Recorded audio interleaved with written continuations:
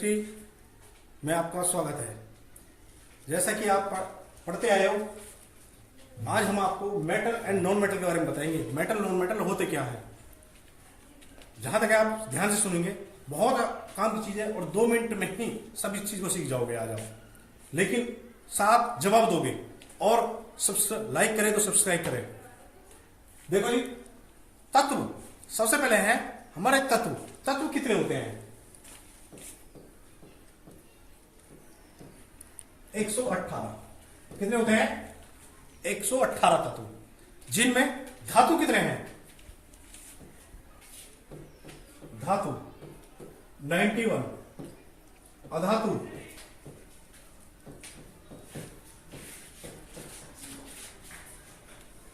20, उपधातु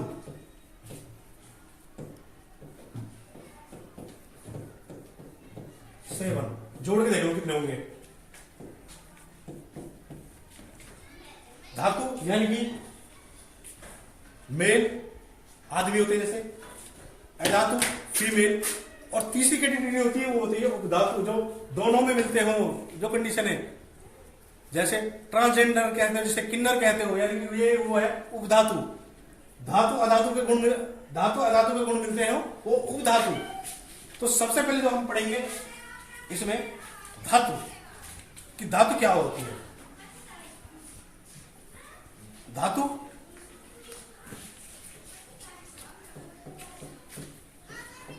ठोस होते हैं।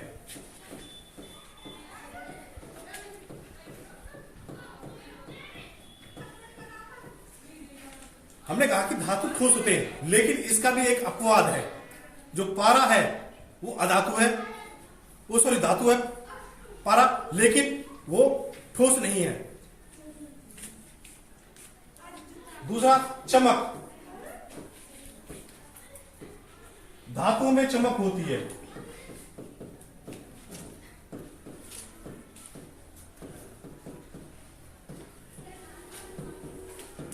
चमक होती है, यानी सभी धातुओं में चमक होती है। सोना है, चांदी है, आयरन है। फिर है आपका जो धातु है, धातु के भारी कक्ष में 1 से 4 इलेक्ट्रॉन होते हैं। जिनकी भारी कक्ष में 1 हो, 2 हो, 3 हो, 4 इलेक्ट्रॉन हो, वो सभी धातु होते हैं। जैसे आप सोडियम ले लो, सोडियम का परमाणु क्रमांक कितना है? 11। तो पहले कक्ष में मैंने बताया था पहले भी आपको कक्ष भरने का तरीका। पहले कक्ष में कितने अधिक से अधिक इलेक्ट्रॉन आ सकते हैं? 2। दूसरे कक्ष में कितने इलेक्ट्रॉन आ सकते हैं? 8। बचे कितने? 1। तो पहले कक्ष में 1 इलेक्ट्रॉन आया। अगले एक कोई और एग्जांपल ले लो, मैग्नीशियम 12 पे। पहले कक्ष में 2 इलेक्ट्रॉन, दूसरे कक्ष में 8 इलेक्ट्रॉन, तीसरे कक्ष में 2 इलेक्ट्रॉन। ये हो गया आपका मैग्नीशियम। अब आप इस तरह से कोई भी एग्जांपल ले सकते हो और देख सकते हो कि जिसके कक्ष में 1 से 4 इलेक्ट्रॉन आ जाए वो हमारी सब धातु होती है। अब चलते हैं, धात्विक चमक होती है। इलेक्ट्रॉन त्यागते हैं, धातु है,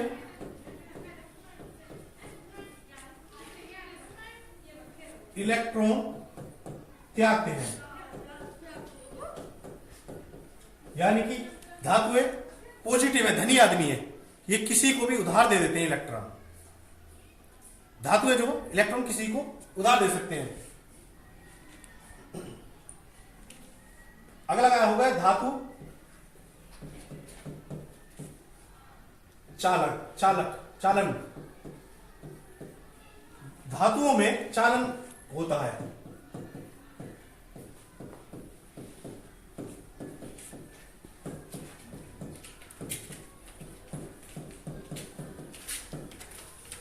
यानी कि आप कई बार घरों में देखते हैं, आपकी सब्जी बन रही है और सब्जी में आपने चम्मच लगा दिया तो चम्मच नीचे से गरम गरम होता हुआ ऊपर तक आ जाएगा।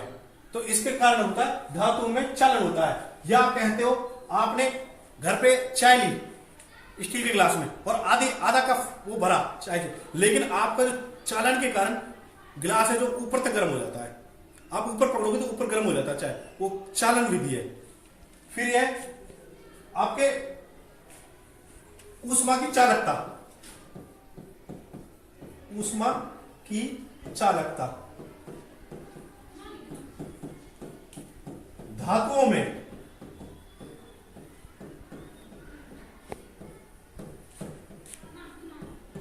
ऊष्मा का चालन होता है।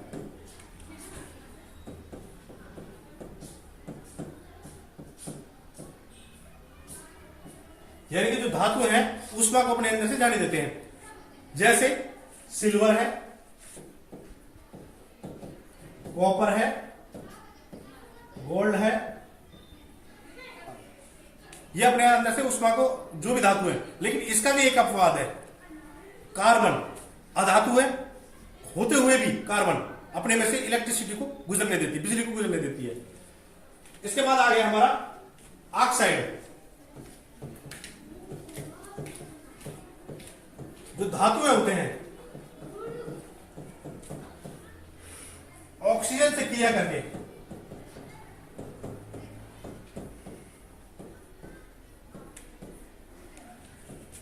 धातु ऑक्साइड बनाते हैं।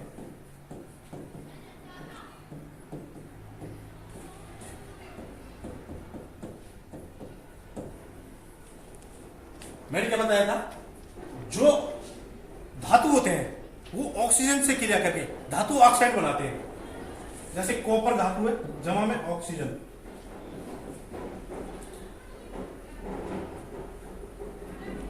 Copper oxide.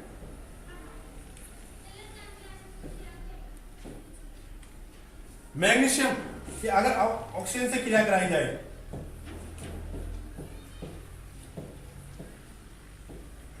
Magnesium oxide. अब इसमें मैंने पहले भी आपको बताया था कि अगर धातु ऑक्साइड होते हैं जो हमारे, ये क्षारीय बनते हैं।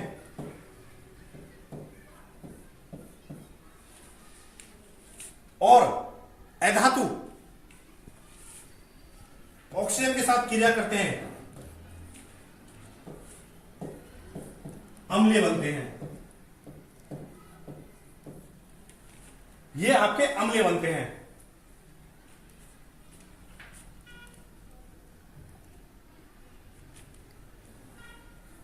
अब आ गए आपके अधातु।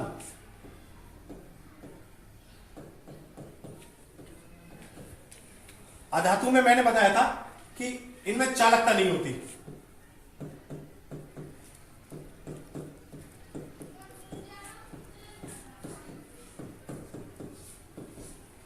इसका एक अपवाद है,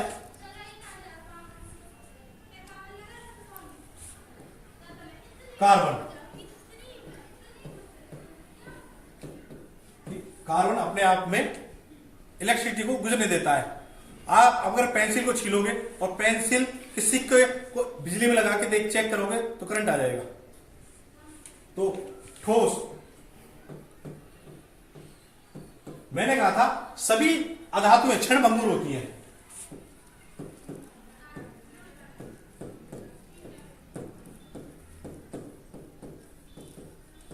इसका एक अपवाद है हीरा, कार्बन का रूप,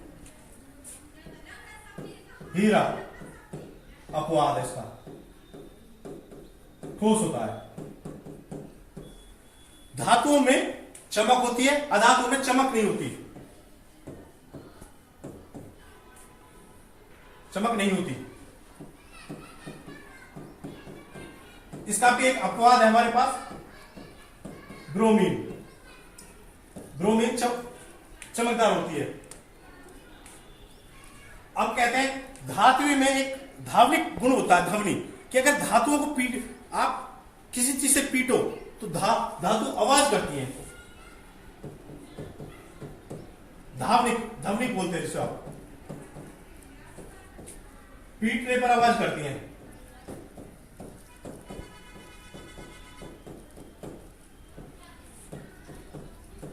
लेकिन अधातुओं में यह गुण नहीं पाया जाता। धातुओं में एक गुण होता है अधातु वजहता,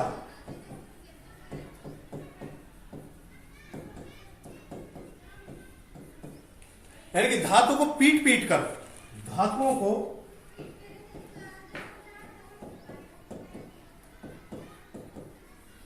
पीट पीट कर बर्तन या चादर बनाए जाते हैं।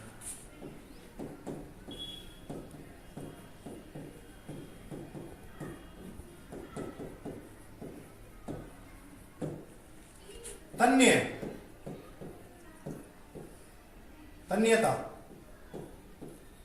धातु का एक गुण होता तन्यता। धातुओं को खींचकर तार बनाए जाते हैं।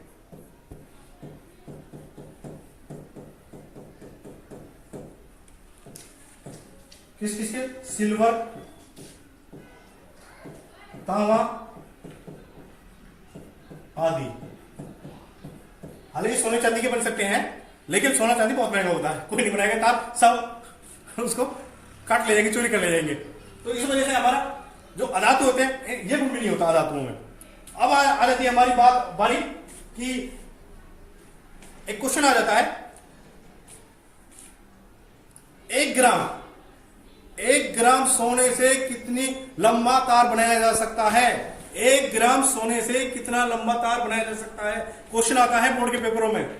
तो जो 1 ग्राम सोना हमारा, 1 ग्राम सोना से लगभग 2 किलोमीटर लंबी वायर बनाई जा सकती है, तार 2 किलोमीटर। ध्यान रखना, 1 ग्राम सोने से लगभग 2 किलोमीटर लंबी तार बनाई जा सकती है। अब होते हैं धातुओं के रासायनिक गुण। धातुओं के रासायनिक गुण, ये हो गए थे भौतिक गुण, जो धातुओं के भौतिक अवस्था में मिलते हैं। अब आते हैं हम धातुओं के रासायनिक गुण। धातुओं के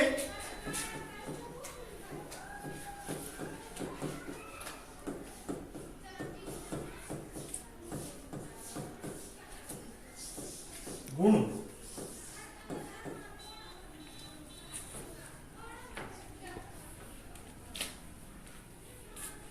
डेली नहाते हो बच्चों? डेली नहाते हो? नहाते होंगे, कोई नहीं कि ऐसे तो नहीं नहाते होगा। हाँ, ये है, सर्दियों में एक आधे नहाते होंगे, सर्दियों में कम नहाते हो। चलो, ठंडे पानी से नहाओगे तो क्या होगा? ठंडे पानी से नहाओगे तो क्या होगा? नाक बहेगी। क्या बहेगी? नाक। नाक आएगी? नहीं आएगी? तो हम लिख देते हैं ठंडे पानी से। ठंडे पानी से नाक बहेगी। भाई ठंडे पानी से नहाओगे नाक तो बहेगी, और नाक बहेगी तो यानी कि क्या है? नाक। नाक का मतलब है सोडियम, कैल्शियम, पोटेशियम। ये वो धातु हैं हमारी 3 जो ठंडे जल के साथ क्रिया करती हैं। ठंडे जल के साथ अभिक्रिया करती है। तो गाइस, गर्मियों में कैसे पानी नहाते हो? ठंडे से। और सर्दियों में गर्म से। अच्छा अच्छा, तो मैंने कहा था ठंडे पानी से नहाओगे तो नाक बहेगी, और गर्म पानी से नहाओगे तो मजे आएंगे। गर्म पानी से नहाने से मजे आएंगे।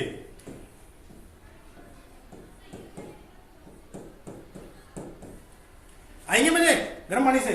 तो गर्म पानी से यानी मजे, क्या लिख रहे हैं? मजे, मैग्नीशियम। गर्म पानी से कौन अभिक्रिया करता है? अभिक्रिया।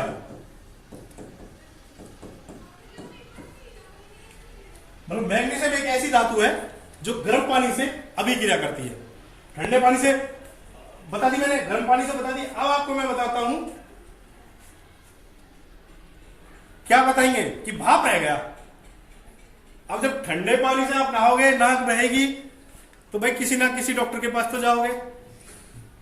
जाओगे कि नहीं जाओगे? जाओगे। अच्छा, तो फैजल डॉक्टर के पास जाओगे। गर्म जब बीमार होगे तो फैजल डॉक्टर के पास जाओगे। बीमार होने पर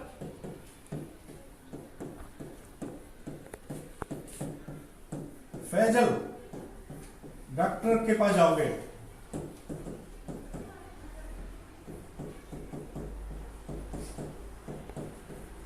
भाई मोमडन नाम तो इस वजह से आया कि हम मेवात के हैं। हम मेवात के हैं, फैजल पी पाएगा कोई और कोई थोड़ा ना पा जाएगा। तो फैजल डॉक्टर ही पाएगा हमारे यहां। तो फैजल जो फैजल है, जो Fe जैसे जिंक,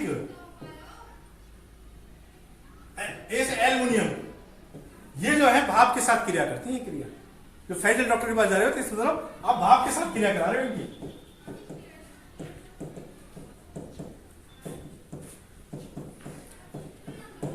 हमने बता दी आपको ठंडे पानी से क्रिया कौन करेगी, गर्म पानी से क्रिया कौन करेगी, और नीचे बीमार होने पर फैजल डॉक्टर के पास जाओगे तो भाप के साथ क्रिया होगी।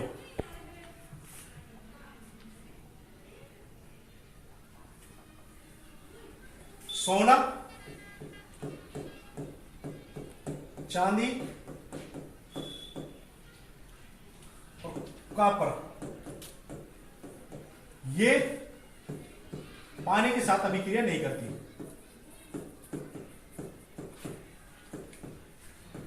कोई भी अभिक्रिया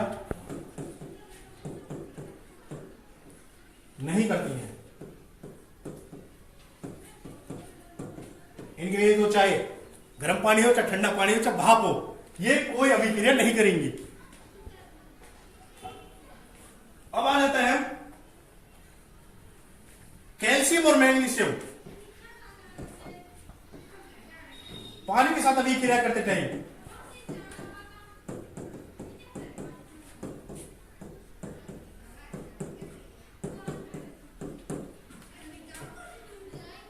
करते समय पानी में तैरती है धातु।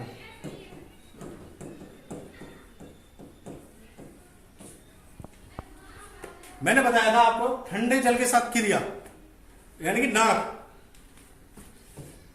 ठंडे जल से क्रिया,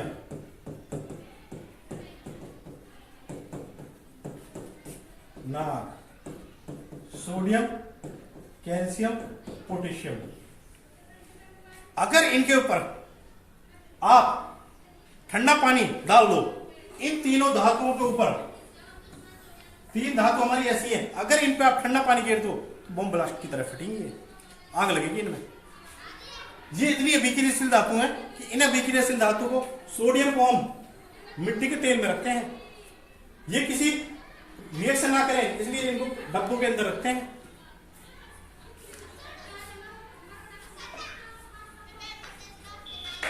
अब बोलते हैं हम अगले उस पे, समझाते हैं आपको धातु हमारी कौन सी धातु, कौन सी धातु कम अभिक्रियाशील धातु है, कौन सी धातु अधिक अभिक्रियाशील धातु है। फिर आ गया एक ट्रिक मेरे पास, कनका मांगे। फल तो आप सभी खाते हो, नहीं खाते? खाते हो?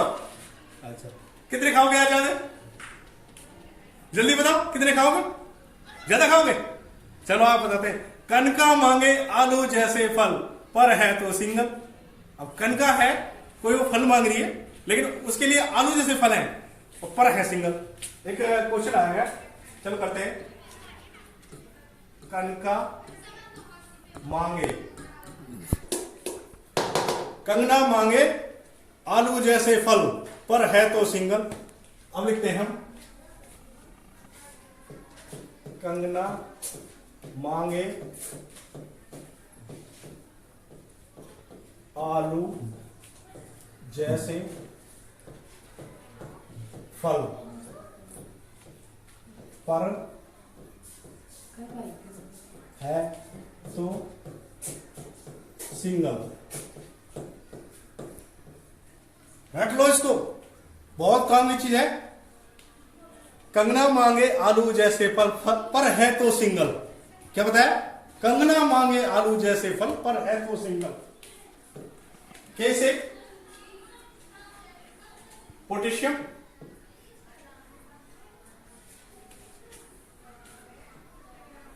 कण का मांगे आलू जैसे फल पर है तो सिंगल, न से सोडियम,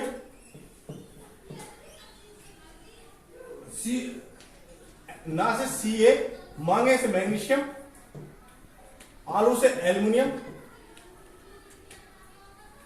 जैसे जिंक Zn, Fe यानी आयरन है, P से पारा, पारा का Hg,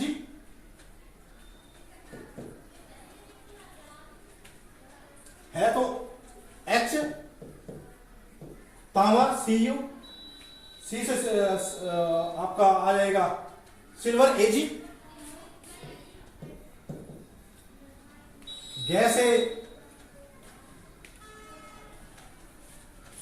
Au और G से गोल्ड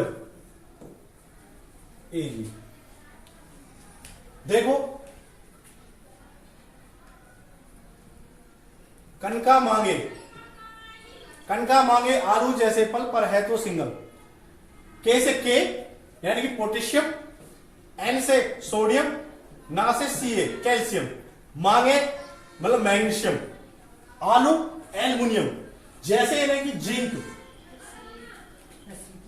फल यानी कि Fe, फल यानी कि पारा Hg, है मतलब हाइड्रोजन तो मैंने कॉपर तांबा, C से शीशा Ag, Au और गोल्ड और वो। अब देखो सक्रियता श्रेणी में देखते हैं, ये अभिक्रिया इस तरह से है। सबसे ज्यादा अभिक्रियाशील है पोटेशियम, उससे कम अभिक्रियाशील है सोडियम, उससे अभिक्रिया calcium, magnesium, aluminium, zinc, iron, पारा, हाइड्रोजन, कॉपर, Au, गोल्ड वगैरह ये घटते हुए क्रम में है। अब आपको जब सिखाते हैं धातु के साथ अमल की क्रिया, धातु के साथ किसी भी अमल की क्रिया कराते हैं, Fe प्लस HCl क्या बनेगा, फेरिक क्लोराइड बनेगा। मैंने बताया था कोई भी धातु क्या हाइड्रोजन के साथ, सॉरी अमल के साथ क्रिया कराओ तो हाइड्रोजन गैस निकलती है। तो सबसे पहले बिगर सोचे समझे हाइड्रोजन गैस निकालना है। यह हाइड्रोजन गैस कहां उड़ गई, ऊपर हवा में, भगा दो इसको। अब लेकिन यहां ध्यान करो, अपना केमिकल संतुलन करने के लिए देखो हाइड्रोजन उड़ रही है 2, यानी कि कहां गया 2 आपका। तो अब बचा हमारे पास FeCl2।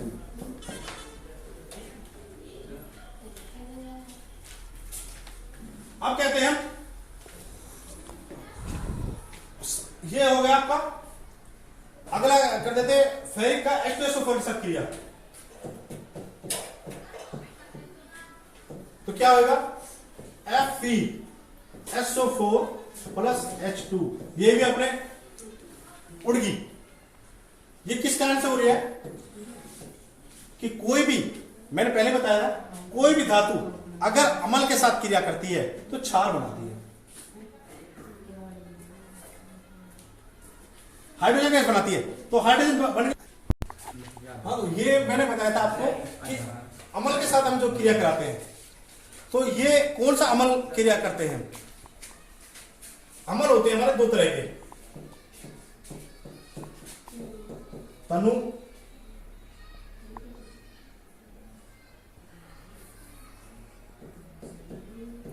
तनु अमल और सांद्र अमल।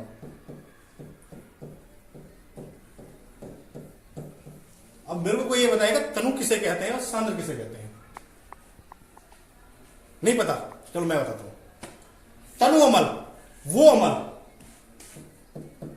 तनु अमल वो अमल जिसमें पानी की मात्रा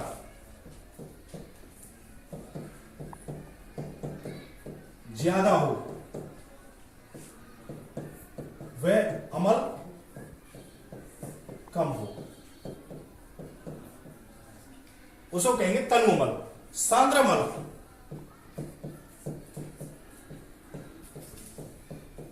पानी की मात्रा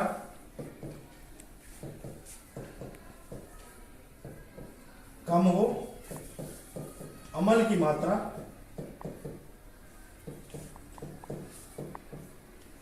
ज्यादा हो। अब देखा होगा आपने घरों में कई बार आप टॉयलेट वगैरह साफ करने के लिए जाते हो, सल्फ्यूरिक अम्ल लगाते हो। क्या लगाते हो? सल्फ्यूरिक अम्ल, H2SO4, जिसको अम्लों का राजा कहते हैं। तो जो हम आते हैं वो आता है हमारे पास तनु अम्ल। यह आता है हमारे पास घरों में आता है, जब लेबोरेटरी में हम जो यूज करते हैं, लेबोरेटरी में दोनों तरह के होते हैं। तो तनु जो होता है वो यूज करते हैं, बोतल में आता है जो, मतलब अगर हमारे ऊपर गिर जाए तो कोई इफेक्ट नहीं होता। लेकिन जो सांद्र होता है, सांद्र अम्ल होते हैं सुनारों के पास, सोना वगैरह चांदी वगैरह वो साफ करने के लिए, वो बहुत रिएक्टिव होता है, रिएक्टिव बहुत ज्यादा। इसके बाद चलते हैं हम आगे। आपको आए क्या है इसमें? आपके खनिज,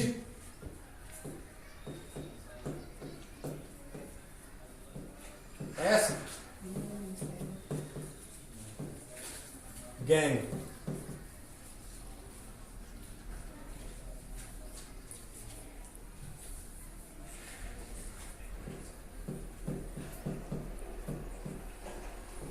खनिज किसे कहते हैं? धातु एस किसे कहते हैं और गैंग किसे कहते हैं? पदार्थ वो पदार्थ जिनसे खनिज या धातु, वो तत्व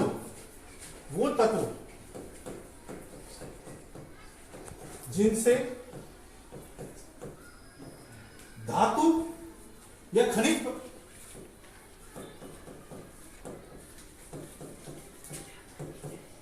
खनिज प्राप्त होता हो, उनको कहते हैं खनिज। ऐसा जिनसे धातु प्राप्त करना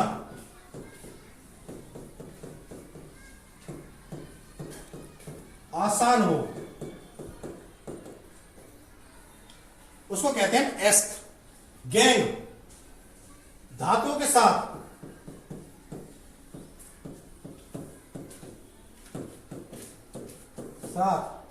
रेत,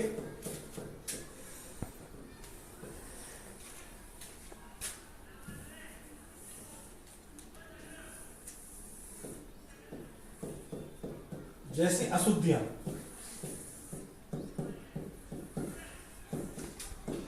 हो, उसे कहते हैं गैंग। अब कई बार आ जाता है कि सोडियम को मिट्टी के तेल में ही क्यों रखा जाता है, जबकि सोडियम खुद एक अभिक्रियाशील धातु है। तो सोडियम एक ज्यादा अभिक्रियाशील धातु है, तो पानी या हवा के संपर्क में आने से जल उठती है, आग लग जाती है। इसलिए सोडियम को हम मिट्टी के तेल में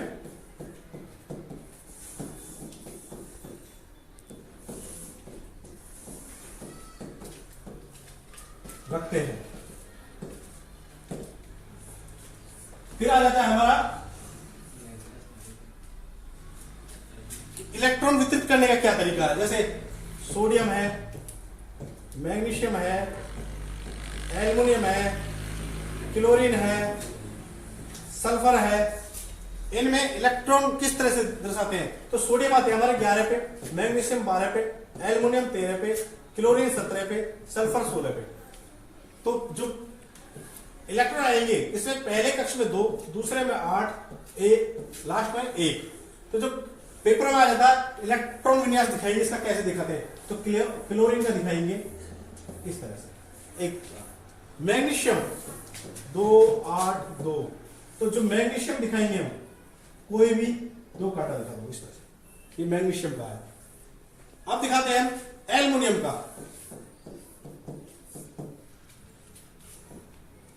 एल्युमिनियम 1, 2, 3। अब दिखा दो आप सल्फर का। सल्फर का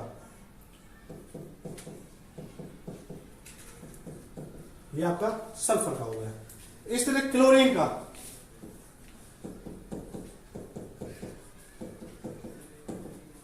ये आपका क्लोरीन का हो जाता है।